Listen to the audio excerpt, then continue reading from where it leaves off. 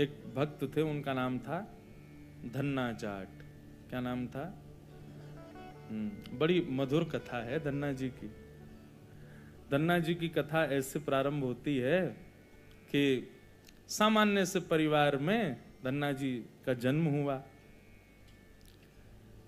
देखो, ये हरिप्रिय हैं, इनको हरि प्रिय थे, लेकिन इनकी भक्ति से फिर ऐसी स्थिति हो गई कि ये हरि को प्रिय लगने लगे।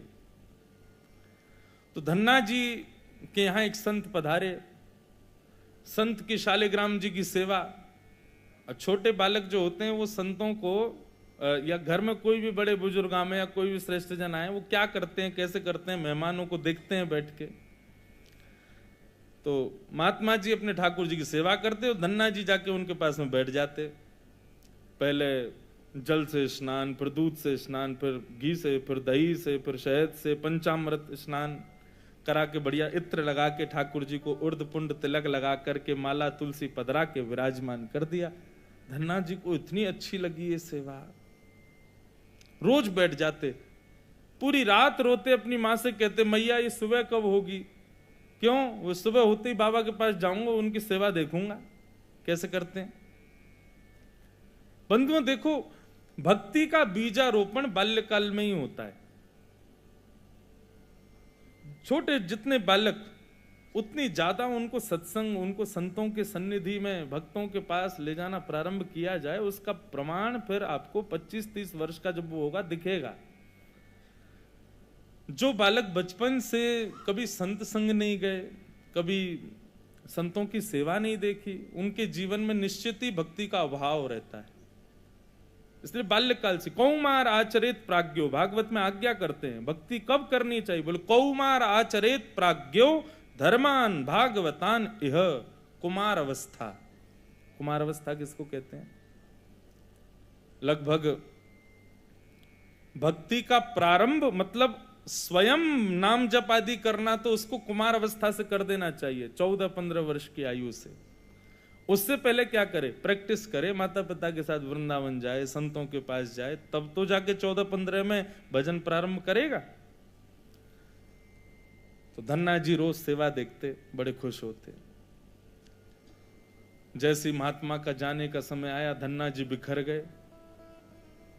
कहां जा रहे हो आप? बोले बेटा अब हो गई हमारी सेवा पूरी, अब हम जा रहे हैं, फिर आएंगे कुछ साल बाद। धन्ना जी बोले तो आप चले जाओ, इनको छोड़ जाओ यहीं पे, ये ठाकुर जी यहीं रहे आए, मैं इनकी सेवा करूंगा। बाबा बोले अरे तुम छोटे बालक हो, तुमसे सेवा बनेगी नहीं बेटा, तुम जिद मत करो। धन्ना जी तो रोने लगे, बोले नहीं मैं सेवा करूंगा, मुझे तो ये चाहिए। जैसे कोई वस्तु के लिए बालक जिद करता है, ऐसे धन्ना जी ठाकुर जी के लिए जिद करने लगे। माता पिता परेशान, महात्मा अलग परेशान, क्या करें। और इतना रोवे कि महाराज पूरा घर अधर कर दिया, मोहल्ले वाले तक इकट्ठे हो गए। क्या हो गया? बोले धन्ना जी के महात्मा जी जा रहे हैं, उनके ठाकुर जी मांग रहा है धन्ना। अब किसी में ये हिम्मत भी नहीं कि महात्मा से यूं कहते दे जाओ। और कोई वस्तु हो तो ये भी कह देते हैं लोग, दे जाओ चलो हम दूसरी दे देंगे। ठाकुर जी की बात है भैया, कोई अपनी सेवा कैसे दे सकता है। धन्ना जी इतने रोए, सिर पटक पटक के रोने लगे, छोटे बालक।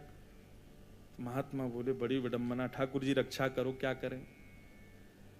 इतने महात्मा बाहर गए और गोल गोल काले से दिखने वाला एक पत्थर उठा लाए, उसमें बढ़िया घी भी लगा करके और इत्र लगा के सुगंधित कर दिया, उर्द पुंड तिलक लगा दिया ठाकुर जी जैसा।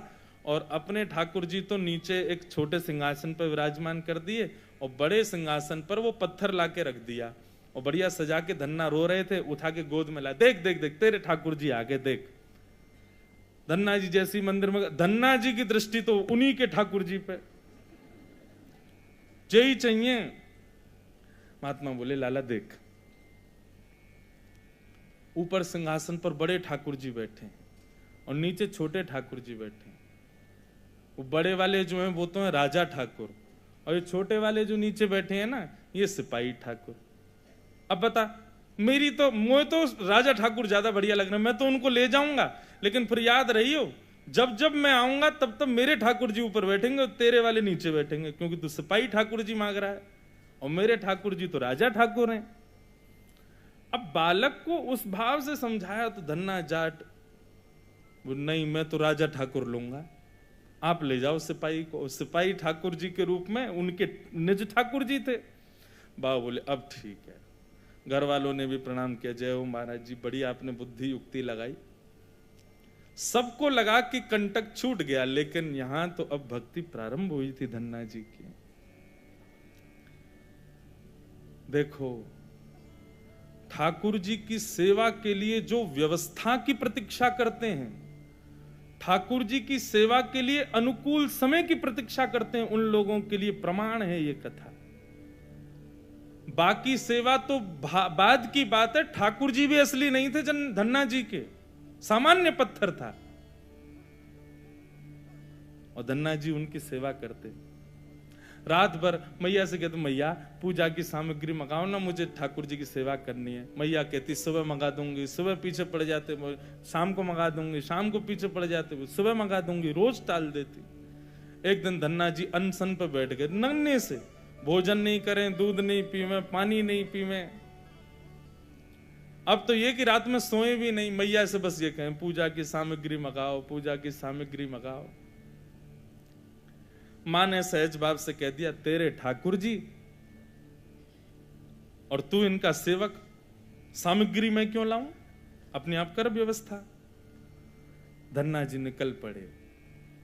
महाराज पुष्प लियाए तोड़ करके, तुलसी लियाए, बढ़िया सुंदर माला बना ली। नन्हे से बालक ने जैसी उनको जिस खेल खेल में सेवा करते वैसी सेवा करते थे। ठाकुर जी को तिलक लगाना है, कहां से तिलक लावे, तो बाहर गए, एक ईंट फूटी पड़ी थी लाल लाल, उसी ईंट को लाए, पानी में घोल घोल के घिस घिस के उसी से तिलक बना दिया। ईंट को घिस करके उसका तिलक श्री ठाकुर जी को लगाया। ऐसी सेवा करने लगे। अपने संगी रखें, अपने संगी सुलामें, संगी मतलब खेल खेल की सेवा थी केवल। घर वालों को लगता था कि भैया दुनिया के लोग खिलौने से खेलते हैं, हमारा धन्ना जो है ये पत्थर को ही भगवान समझ के खिलौना इनसे ही खेल रहा है, बड़ा होगा तो बुद्धि आ जाएगी। परंतु किसी को क्या पता था कि भैया ऐसा भक्ति का बीज पिरो दिया है धन्ना जी के हृदय में। धन्ना जी भोग लगाते, और भोग लगाने के बाद में पर्दा लगा करके वहीं बैठ जाते, और बैठ करके प्रतीक्षा करते कि ठाकुर जी पा रहे होंगे।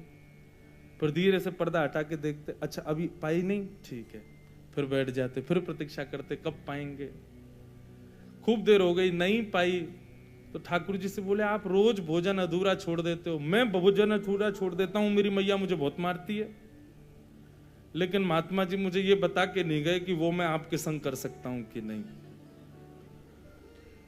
मेरी मैया तो मुझे बहुत मारती है, लेकिन पता नहीं मैं कर सकता हूं कि नहीं। धन्ना जी के उस प्रिय भाव, भक्ति भाव पर ठाकुर जी रीझने लगे।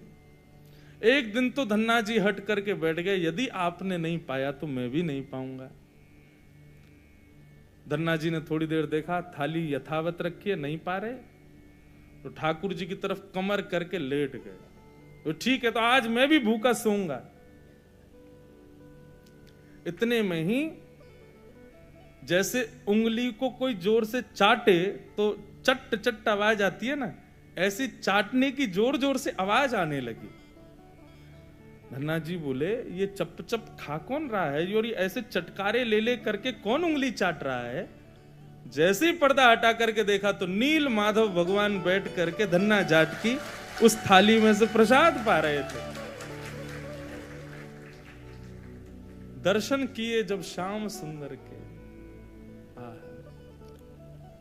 मोहित हो गए। ऐसा नील वरण ठाकुर जी का कटाक्ष नेत्र, बढ़िया सुंदर घुंघराले केशों की गूंद बना करके उसमें मोर पंख लगा रखा है। जैसे धन्ना जाट छोटे, वैसे ठाकुर जी भी छोटे से नन्हे से गोपाल जी आ गए।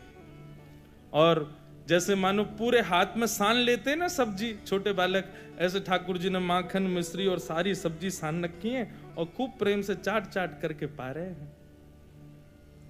धन्ना जाट बड़ा प्रसन्न हो गया, बोले आप तो बड़े प्यारे हो, आज आप प्रत्यक्ष मेरे सामने आ गए। ठाकुर जी धीरे धीरे अब धन्ना जाट के सखा बनने लगे। धन्ना थोड़ा बड़ा हुआ, गऊ चराने, बछड़ा बछिया चराने जाता तो अपने शालिग्राम, जो शालिग्राम थे ही नहीं, सामान्य पत्थर थे, उनको सजा धजा के बढ़िया अपनी जेब में धर के ले जाता। रास्ता भर उनसे बात करता, नीचे वृक्ष के नीचे बैठ करके ठाकुर जी, अब कोई नहीं है, ठाकुर जी प्रकट हो जाओ, तो ठाकुर जी प्रकट हो जाते, धन्ना के साथ प्रेम से पाते। बंधुओं देखो इस कथा से क्या समझ में आ रहा है, धन्ना जी के भीतर ऐसा कौन सा गुण है जिस पर ठाकुर जी रीझ रहे हैं? दीनता। कल हमने एक सूत्र लिया था भक्ति में, अविचार। भगवत भक्ति में विचार नहीं करना है, जो करना है सो करना है। मन में बात आ गई तो बस ठाकुर जी को प्रस्तुत होनी चाहिए, पहला सूत्र। भक्ति का दूसरा सूत्र है दीनता। जितने सीधे, जितने दैन्य, जितनी दीनता में ठाकुर जी की भक्ति में रहोगे, ठाकुर जी उतने प्रसन्न रहेंगे। जितने चतुर बनने का प्रयास करोगे ठाकुर जी के सम्मुख, उतने ही ठाकुर जी दूर भागेंगे। जितना हो सके दीन रहो। ठाकुर जी की भक्ति में किसी भी प्रकार की चतुराई नहीं होनी चाहिए। दीन। धन्ना जी उन्हीं ठाकुर जी को लेकर के चले गए। ठाकुर जी आज बोले, धन्ना तू तो मेरी बड़ी सेवा करे, पर मेरा भी मन करे कि मैं भी तेरी सेवा करूं। सब लोग इधर देखो, कथा सुनो। धन्ना जी बोले, ठाकुर जी ये उचित नहीं है, आप भगवान हो, आप एक ईश्वर तत्व हो, आपकी सेवा हम करें अच्छा लगता है, पर आप हमारी सेवा करो, ये कहां की शोभा है? ठाकुर जी बोले, नहीं धन्ना, हम तो तुम्हारी सेवा करेंगे, हमें बताओ हम क्या करें। और भैया ये भक्ति, ये भक्त भगवान वाली बात थोड़ी है। यहां तो सखा हैं, आप हमारे सखा हो, हम आपके सखा। सखा तो आपस में मिल बांट के सब काम करें। बता भैया धन्ना, हम क्या करें? धन्ना जाट बोले, तो फिर एक काम करो, आप हमारी गैया चराओ। ठाकुर जी बोले, ये तो हमारे जन्म जन्म को काम है, ये तो हम बड़ी निपुणता से करेंगे। और बंधुओं यही होता, धन्ना जाट अपने घर से गैया लेके जाता और वन में जाकर के ठाकुर जी को जैसे ही बाहर पधराता, इतने में वृक्ष के पीछे से ठाकुर जी आ जाते और ठाकुर जी कहते, धन्ना अब तू जाके आराम कर, हम गैया चरा देंगे। और सारी गैया ठाकुर जी चराते। शाम का समय जब होता तब धन्ना जी जाते और जाके ठाकुर जी को दोबारा अपनी जेब में रख के गैया लेके आ जाते। एक दिन वो महात्मा आ गए जो धन्ना जी को वो पत्थर दे के गए थे। जैसे ही घर पे आए तो धन्ना जी लेटे थे।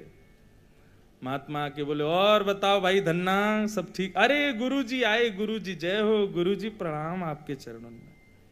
और बताओ वो कहां हैं तुम्हारे राजा भगवान? बोले, भगवान तो गैया चरावे गए हैं अभी, ये समय तो गैया चराने का है ना, गैया चरावे जामे वो रोज। महात्मा बोले, देखो कुछ भी बोलता है, ये अभी बालक ही है, छोटा ही है अभी।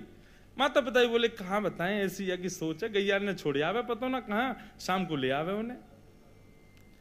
अरे गुरुजी ये लोग मानते नहीं है मेरी बात। भाई सब लोग विराजमान हो जाओ बस, हाँ बैठ जाओ। क्या बता रहा था मैं? हैं? हाँ, गैया चरावे जावे। गुरुजी बोले, तो फिर वो शिला कहां है जो हमने तुमको दी थी? बोले, उन्हीं की तो कह रहा हूं गुरुजी, वो गैया चराने गए। गुरुजी बोले, ये तो कुछ भी कह रहा है। नहीं नहीं गुरुजी आप विराजो, मैं आपको एक एक बात बताऊं। और उसने सारी बातें बताई, ठाकुर जी कैसे चटकारे लेके भोजन करते हैं, क्या क्या उससे बातें करते हैं, कैसे उसके संग खेलते हैं, कैसे उसकी पिद्दी पे चढ़ जाते हैं, वो ठाकुर जी की पिद्दी पे चढ़ जाता है। ऐसा मधुर भाव वो प्रस्तुत करे और गुरुजी बैठ के सुनते जाएं। बोले कि इतनी बड़ी बड़ी बातें झूठ में तो नहीं बोल सकता। बोले, गुरुजी मुझे पता है, माता पिता की तरह आप भी मुझ पे भरोसा नहीं कर रहे हो, आपको नहीं विश्वास, चलो मैं दिखाऊं आपको। अभी मेरे ठाकुर जी गैया चरा रहे हैं। गुरु जी को लेकर के वन में गया तो वन में गैयाएं चर रही थी। बोले कहाँ है तेरे ठाकुर जी? अरे देखो वो दोहरी गैया के पीछे पीछे हाँक रहे हैं वाकू, पीछे पीछे चल रहे हैं वाक्य, देखो ठाकुर जी दिख तो रहे हैं। गुरु जी बोले हमको नहीं दिख रहे। धन्ना जी दौड़ के ठाकुर जी के पास गए, बोले मेरे गुरु जी आए हैं, उनको दिख जाओ। भगवान बोले उनको नहीं दिखेंगे हम बस तुमको ही दिखेंगे, तुम्हारे सखा हैं, तुमको दिखेंगे, सबको थोड़ी दिखेंगे। अरे भैया ऐसा मत करो। क्यों? बोले आपको और मोको एक दूसरे से मिलवावे वाले तो गुरुजी हैं। गुरुजी यदि मुझको नहीं देके जाते आपको तो आप मुझे कैसे मिलते? मेरे गुरुदेव हैं, इन्होंने ही तो मुझको दिया था आपको। ठाकुर जी रीझ गए, पुनः पुनः धन्ना को हृदय से लगाए, इसकी भक्ति ऐसा भाव। इतने में ही नील माधव नीलमणि ठाकुर जी प्रकट हो गए और जैसे ही प्रकट हुए दूर खड़े गुरुदेव के एक एक रोम बिलखने लगा, रोने लगे और धन्ना के चरणों में प्रणाम किया। बोले हम सच्चे शालिग्राम से प्रकट नहीं कर पाए, तूने सामान्य पत्थर से प्रकट कर दिया ठाकुर जी को। हम अष्टयाम सेवा से प्रकट नहीं कर पाए और तूने सामान्य पत्थर घिस घिस के तिलक लगा के प्रकट कर दिया ठाकुर जी को।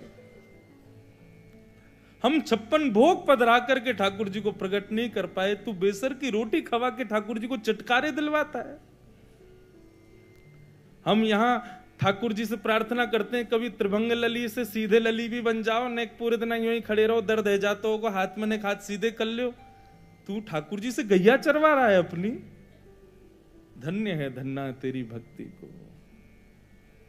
बंधुओं, ठाकुर जी को ऐसे प्रिय भाव अच्छे लगते हैं। आप नियम कितने करते हो, आप साधना कितनी करते हो, आप जप कितने करते हो, आप व्रत कितने करते हो, ये विशेष बात नहीं है, पर 10 मिनट भी ठाकुर जी के सन्मुख बैठते हो, किस भाव से बैठते हो, वो भाव प्रिय है।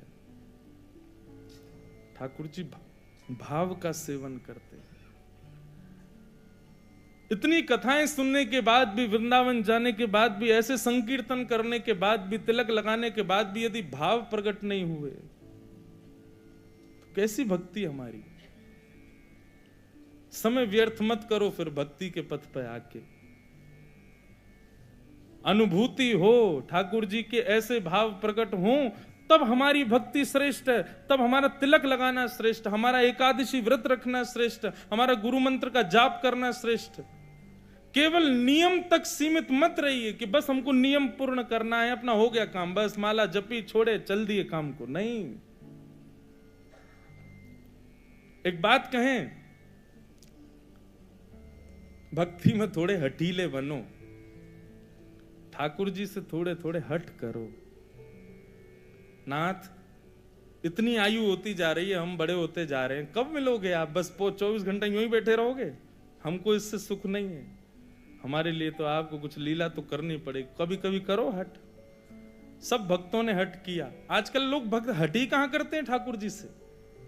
हाँ, हट करते हैं, किस बात का हट कर रहे हैं? काय को व्रत कर रहे हैं, हाथ में कपूर लेके बैठे हैं, हमारे पति के काम नहीं चल रहे, उसका हट कर रहे हैं, बच्चे हमारी सुनते नहीं, उसका हट कर रहे हैं, घर में विपत्तियां आ गई, इसका हट कर रहे हैं। कभी श्याम सुंदर हमसे रीझ हैं, इस बात का हट नहीं करते। एक नियम बना लीजिए अपना, कोई और नियम आप करो ना करो आपके ऊपर है, पर हमारे हिसार आने की एक दक्षिणा हमको दे दीजिए। हमारी एक बात मान लीजिए, आज के बाद श्री राधा रमन जी से गैर संबंधी कोई भी वस्तु हो उसको स्वीकार मत करो।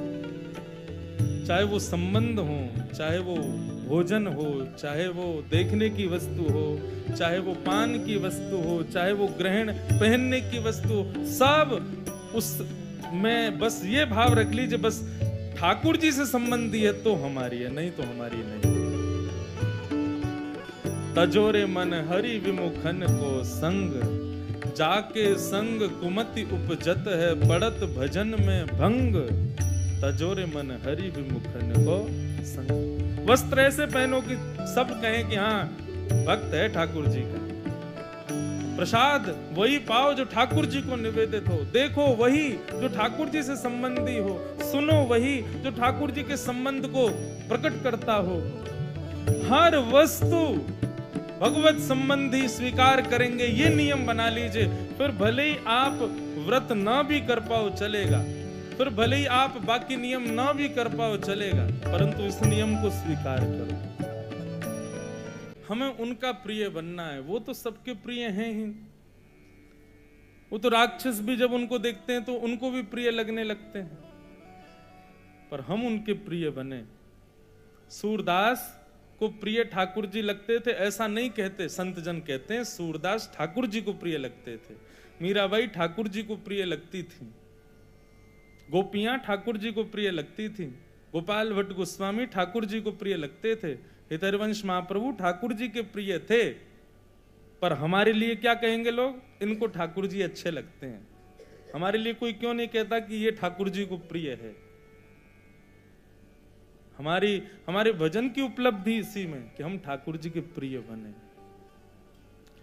धन्ना के भक्ति भाव को संत ने प्रणाम किया, बोले कि हम तो भैया सच्चे शालिग्राम में से ना प्रकट कर पाए, तेने पत्थर में से प्रकट कर दिए। परंतु बंधुओं, धन्ना जी जैसे थोड़े बड़े हुए ना, तो धीरे धीरे ज्ञानी हो गए, ज्ञान हो गया। अब अबोधता तो जो थी उनके मन की, वो धीरे धीरे जाने लगे। भजने ताई गौर राधे श्याम, हरे कृष्ण हरे, भजो निताई गौर राधे श्याम। बैठ जाओ। भजो निताई गौर राधे श्याम, हरे कृष्ण हरे, भजो निताई गौर राधे श्याम, हरे कृष्ण हरे, भजो निताई गौर राधे श्याम, हरे कृष्ण हरे, भजो निताई गौर राधे श्याम, हरे कृष्ण हरे, भजो निताई गौर राधे श्याम, हरे कृष्ण हरे, भजो निताई गौर राधे श्याम, हरे कृष्ण हरे, भजो निताई गौर राधे श्याम, हरे कृष्ण हरे। सब लोग बैठ जाओ, अपने स्थान पर बैठो। अब ही तो लाल जी पधारे हैं, पर बाद में उत्सव होगा तब नाचेंगे सब प्रेम से। अभी सब लोग बैठ जाओ बस। भजो निताई गौर राधे श्याम, हरे कृष्ण हरे, निताई गौर राधे श्याम, हरे कृष्ण हरे, भजो निताई गौर राधे श्याम, हरे कृष्ण हरे, भजो निताई गौर राधे श्याम, हरे कृष्ण हरे, भजो निताई गौर राधे श्याम, हरे कृष्ण हरे, भजो निताई गौर राधे श्याम, हरे कृष्ण हरे, भजो निताई गौर राधे श्याम, हरे कृष्ण हरे, भजो निताई गौर राधे श्याम, हरे कृष्ण हरे, भजो निताई गौर राधे श्याम, हरे कृष्ण हरे, भजो निताई गौर राधे श्याम, हरे कृष्ण हरे, भजो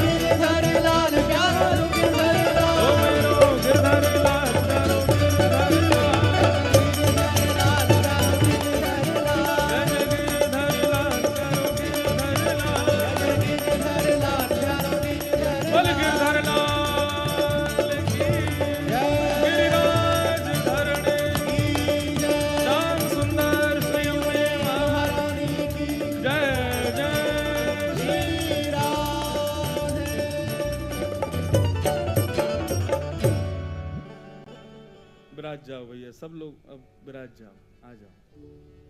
बोलो गिरधर लाल प्यारे की जय। हमारे लाल जी बहुत छोटे से हैं भैया, दूर से दिखेंगे नहीं, तो अभी विराजेंगे, जब कथा के विश्राम में आप लोग समीप आके तब देख लेना।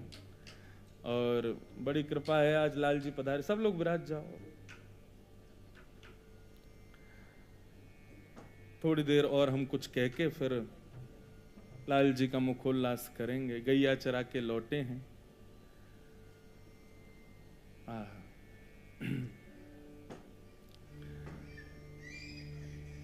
सूरदास जी कहते हैं,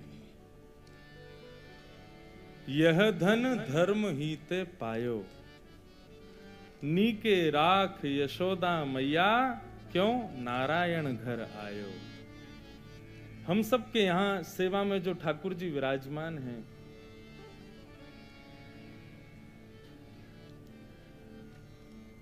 हमारे ऊपर कृपा करके ठाकुर जी पधारे हैं, और हम सब यशोदा हैं।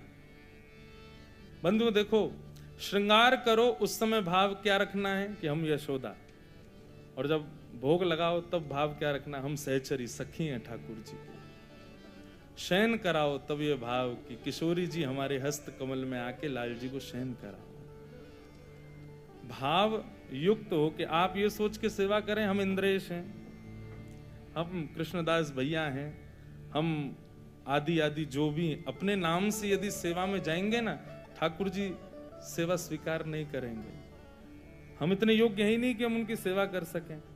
इसलिए प्रातः काल जब ठाकुर जी को उठाएं, ठाकुर जी श्रृंगार करें, उस समय भाव कि हम यशोदा मैया, और यशोदा के भाव से लाला को अपनी गोद में विराजमान करो। मेरो ही लाला है, मुंह को ही तैयार करनो है, उसी भाव से भोग लगाओ तब सहचरी भाव, सखी भाव।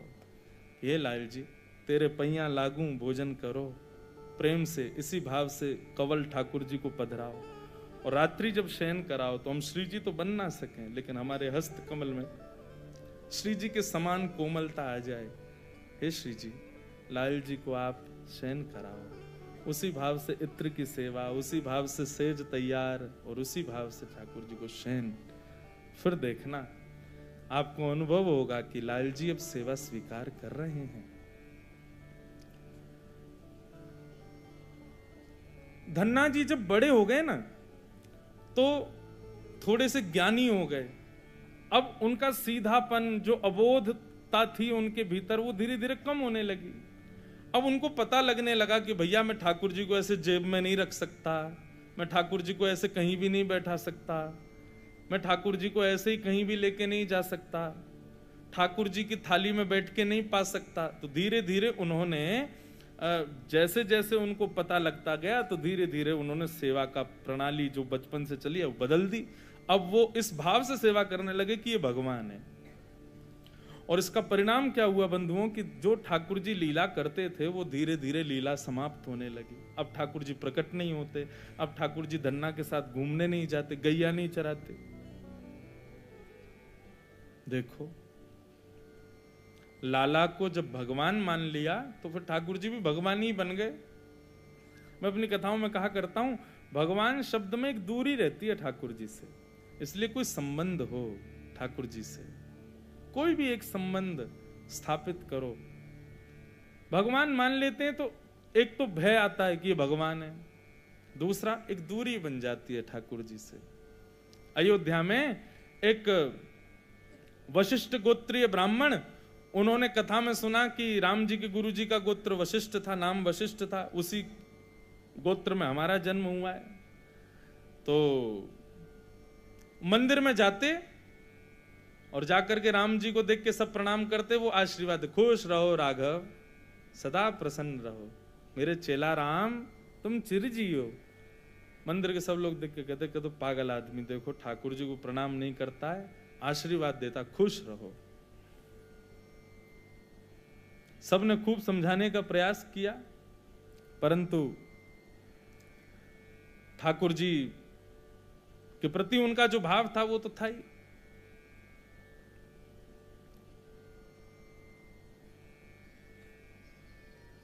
ठाकुर जी के प्रति जो उनकी रुचि थी वो तो थी, उसको कोई कैसे बदल सकता था। परंतु प्रमाणित तो तब हो जब ठाकुर जी भी बतावें कि ये हमारे गुरु जी हैं। तो कनक भवन बिहारी जो हैं वो पालकी पे बैठ के नगर भ्रमण को जाते, जैसे ही उन गुरु जी का घर आया, पालकी निकली, राम जी ने अपना मुकुट घेर दिया, पुजारी जी ने ऐसे पर्दा लगाया, पर्दा लगा करके राम जी का मुकुट धराया। शायद हमारे लाल जी ने भी मुकुट घेरा अभी अभी है। देखो लीला चल रही है तो उसको स्वीकार कर रहे हैं, गुरु जी हैं भैया, गुरु जी के आगे मुकुट थोड़ी पहनेंगे। तो ठाकुर जी ने मुकुट घेर दिया राम जी ने, पुजारी जी लगे मुकुट धराने, खूब प्रयास किए मुकुट नहीं धारण करें। इतने में ही वो अपने घर की छत पे आके खड़े, क्या हुआ, ये पालकी रुक क्यों गई? अरे ठाकुर जी का मुकुट गिर गया। बोले पहनेगा भी नहीं, गुरु जी के घर के सामने से जा रहा, मुकुट पहन के थोड़ी जाएगा, चेला हमारा। सब लोग बोले क्या पागल आदमी, बताओ। यहां पे भी अपनी बात सिद्ध कर रहा। बोले तुम लोग नहीं मानो, राम जी मानते हैं। और बंधुओं पता है आज तक अयोध्या में इस लीला को भी सैकड़ों वर्ष हो गए, आज भी ठाकुर जी पालकी में जाते हैं और उस स्थान पर आके आज भी ठाकुर जी का मुकुट गिर जाता है। क्यों? गुरु जी का घर है। संबंध आप एक बार स्थापित करो, निभाएंगे ठाकुर जी। फिर हम ये भी नहीं कह रहे कि आप निभाओ, आपसे निभेगा भी नहीं, संबंध बना भर लो, बस निभाने की जिम्मेवारी ठाकुर जी की है। लेकिन यहां तो धन्ना जी के मन में आ गया ये भगवान है, और जैसे ये भाव आने लगा तो ठाकुर जी अपनी लीलाएं कम करने लगे।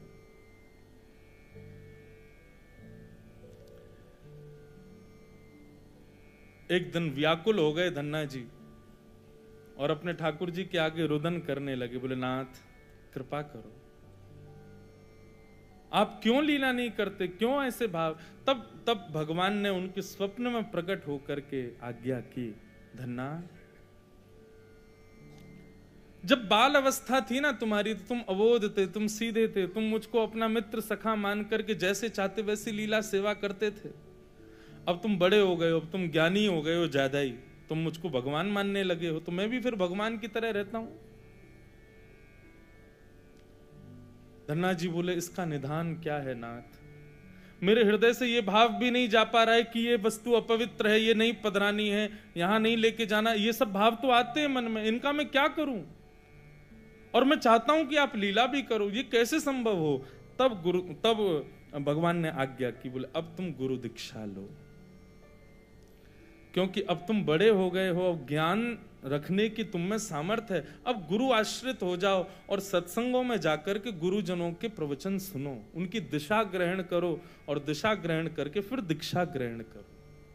बंधुओं, हम गुरुदेव के सन्निधि में क्यों जाते हैं? ताकि हर स्थिति में वो हमको समझाएं कि हमें क्या करना, और फिर उन्होंने जो कहा उस पर कोई विचार नहीं। धन्ना जी को स्वयं ठाकुर जी ने आज्ञा की कि जाओ गुरु दीक्षा लो, लेकिन दीक्षा से पहले जरूरी है दिशा। लोग दीक्षा लेते हैं, दिशा नहीं लेते। गुरु जी कह के हार गए, इतनी नाम करो, इतना माला करो, ऐसे नियम करो, कुछ नहीं करते, बस दीक्षा ले ली, उससे काम नहीं बनेगा ना। पहले दिशा ग्रहण करो गुरुदेव की। तब धन्ना जी काशी गए, काशी में जाकर के श्रीमद जगतगुरु रामानंदाचार्य जी के पहले उन्होंने प्रवचन सुने, और प्रवचन में भगवत वाणी, भगवत सेवा के प्रकल्पों को सुनकर के जब उनके हृदय में निष्ठा हुई, तब उन्होंने रामानंदाचार्य जी से दीक्षा ली। और दीक्षा लेकर के जब वो आए तो गुरुदेव के प्रवचनों से उनका जो अज्ञान था वो नष्ट हो गया, और फिर से ठाकुर जी की लीला प्रारंभ हो गई, फिर से ठाकुर जी प्रकट होने लगे, फिर से ठाकुर जी उनके साथ सब सेवा करने लगे। तो कहने का अभिप्राय क्या है बंधुओं? दो बातें धन्ना जी के चरित्र से हमने सीखी। एक तो दीनता, चतुराई ठाकुर जी को प्रिय नहीं। जितने सरल, जितने दीन बन सको अपने जीवन में, उतने बनने का प्रयास करो। संसार उसको ज्यादा पूछता है जो चतुर हो, जो क्लेवर हो, जिसके पास दिमाग बहुत हो, लेकिन ठाकुर जी उसको पूछते हैं जो बहुत सरल हो, बहुत दीन हो, बहुत सीधा हो, ज्यादा कुछ करता धरता ना हो, भोला सा हो। ज्यादा चतुर लोगों को ठाकुर जी पूछते नहीं। ठाकुर जी के बने रहो तुम संसार के। हमारे पूज्य पिताजी महाराज के गुरुदेव अनंत श्री विभूषित श्री रामानुज प्रपन्नाचार्य गुरु जी, उनके विषय में मलुकपीठ वाले महाराज जी एक बार बता रहे थे, बहुत विद्वान थे, उनको भागवत का सचल विग्रह कहा जाता था वृंदावन में, चलती फिरती भागवत। हमारे पिताजी के गुरुदेव, उनके विषय में महाराज जी बता रहे थे, एक बार बहुत बड़ी सभा हुई वृंदावन में, भारतवर्ष के सब संत पधारे और उस सभा का अध्यक्ष बनाया पूज्य गुरुदेव भगवान को, रामानुजाचार्य जी को। अध्यक्ष मतलब मंच पर जितने भी संत आएंगे सबका स्वागत सत्कार, और सबके उद्बोधन के बाद अंतिम उद्बोधन उनका होगा और वो जो कहेंगे उसी निर्णय पर सभा पहुंचेगी। ये अध्यक्ष का दायित्व, सबसे बड़ा दायित्व। पर हमारे गुरु जी कैसे, बेचारे सीधी सरल सी धोती पहनते, सामान्य से वस्त्र धारण करते, दीनहीन से रहते, हाथों से तिलक लगा लेते, बिल्कुल सरल स्वभाव उनका। सामान्य सी पादुका पहन करके आ गए सभा में। वहां सभा में भारतवर्ष के सब संत आए थे, हजारों की तादाद में भीड़ बैठी थी। आने में बेचारे थोड़े से लेट हो गए, विलंब हो गया, तो जैसे ही मंडप में प्रवेश करने लगे तो उनका नाम उच्चारण मंच से हो रहा था। परम पूजनीय प्रातः स्मरणीय श्री रामानुजाचार्य जी महाराज, जो आज की सभा के अध्यक्ष हैं, वो मंच पे आ जाएं। गुरु जी बेचारे हमारे आने का प्रयास तो कर रहे, दो चार महात्माओं ने डांट फटकार के उनको बैठा दिया, यहीं बैठो, कहां जा रहे हो, आगे भगे जा रहे हो, भीड़ इतनी हो रही है। तो हमारे गुरु जी वो बेचारे पीछे चप्पलन में ही बैठ गए।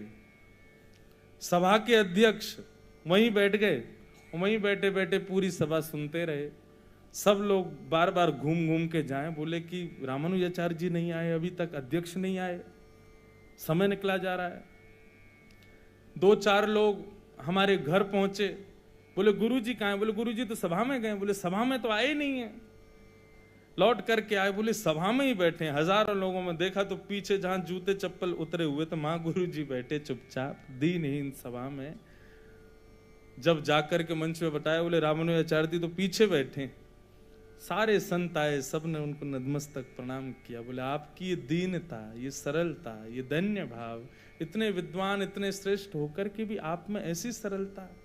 बंधुओं एक बात कहें, योग्यता आ जाए जीवन में और भक्ति ना आवे तो योग्यता का प्रदर्शन होता है, पर योग्यता आने पर भक्ति आ जाए तो उस योग्यता को व्यक्ति छुपाता है। विद्वान होकर के भी ऐसा प्रिटेंड करेगा कि वो कुछ नहीं जानता है। सर्वगुण संपन्न होकर के भी वो ऐसा दिखाएगा कि वो बिल्कुल, इसका एक सूत्र हमारे यहाँ के, जो अपनों सुख चाहे हो तो मूर्ख बन के रहो। अगर अपना सुख चाहते हो तो भैया ज्यादा विद्वान श्रेष्ठ बन के मत रहो। जो अपनों सुख चाहे हो तो मूर्ख बन के रहो। मूर्ख बन के रहो का मतलब मैं श्रेष्ठ हूं। माता पिता ने की चाय बना दो, अब बच्चों में लगी होड़, मैं बनाऊंगा। बच्चे ने बढ़िया बना दी तो बेचारे को रोज ही, बेटा तू ही बना, तू ही बढ़िया बनाता है, रोज की लग गई ड्यूटी। ऐसे ही संसार में भाई हर काम के लिए अपने हाथ ऊपर करोगे ना तो फिर सारे दायित्व तुम पे ही आ जाएंगे, भक्ति कब आएगी? इसका मतलब ये नहीं है कि जबरदस्ती आज ही सब जाके उल्टे सीधे काम करो। बोले महाराज जी कह रहे मूर्ख बन के रहना है, नहीं। कहने का अभिप्राय अपने भाव, अपनी योग्यता, अपने स्वभाव, अपने जितनी भी श्रेष्ठताएं उनको छुपाने का प्रयास करो। भक्ति छुपाने का विषय है, प्रदर्शन का नहीं। प्रदर्शन मत करो, उसको दिखाना नहीं है, किसी को बताना नहीं है हम कितने श्रेष्ठ, हमारी भक्ति कितनी श्रेष्ठ, लाल जी से हमारी प्रीति कितनी श्रेष्ठ। ज्ञानी लुटे, जिन्होंने भी बताया, गुमानी यहां पल में लुट जाए लाखों का डेरा, पग बढ़ा हो ना जाए अंधेरा। प्रेम नगर की डगर है कठिन रे, बटो ही न करना बसेरा, पग बढ़ा हो ना जाए। बड़े बड़े ज्ञानी लुट गए भैया, जिन्होंने भी प्रदर्शन किया भक्ति का। अपनी भक्ति को छुपाओ,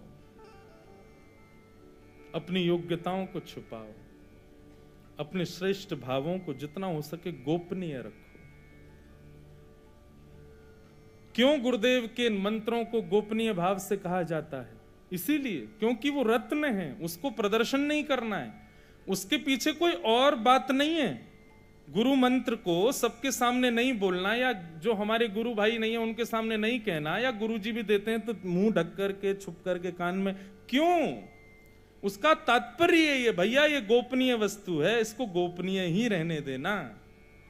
क्योंकि भजन गोपनीय होता है, भजन प्रदर्शन में नहीं आता है, प्रदर्शन का विषय है ही नहीं। और जहां प्रदर्शन आ गया वहां ठाकुर जी का दर्शन नहीं होगा। ठाकुर जी का दर्शन करना है, प्रदर्शन से बचो जितना हो सके। आजकल वृंदावन में क्या है, प्रदर्शन ज्यादा हो गया, लोग तो खूब जा रहे हैं लेकिन प्रदर्शन की इच्छा से जा रहे हैं, इसीलिए राधा रमन राधा वल्लभ बिहारी जी के दर्शन नहीं कर पाते। प्रदर्शन से बचो। भक्ति आएगी तो प्रदर्शन जाएगा, भक्ति के बिना योग्यताएं आएंगी तो प्रदर्शन आएगी आएगा। छुपाओ। तो इस प्रकार धन्ना जी के विषय में कथा सुनाई, और भी आगे बहुत बड़ा चरित्र है श्री धन्ना जी का।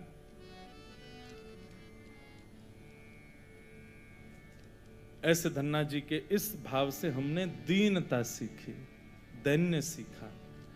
जितना दीन बन सको उतना प्रयास करो दीन बनने का।